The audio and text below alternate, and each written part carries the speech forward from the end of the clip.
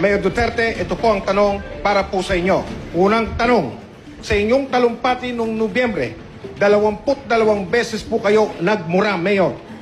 Minsan nyo na rin inaming naharap kayo sa reklamong acts of lasciviousness. Sa tweet. At nung na-interview ko pa kayo, sinabi nyo rin, kayo po ay palamura, kayo po ay babaero, kayo po ay nakapatay na ng kriminal. Sa inyo po bang palagay, Mayor? Dapat po ba kayong tularan ng mga kabataang Pilipino? At ito ba sa tingin ninyo ang kaugalian na kailangan ng isang mamumuno po ng Pilipinas? Mayor, meron po kayong 90 seconds, sir. Yes, most of it are true.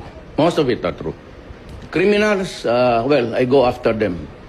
As long as I do it in accordance with the rules of law, I will continue to kill criminals.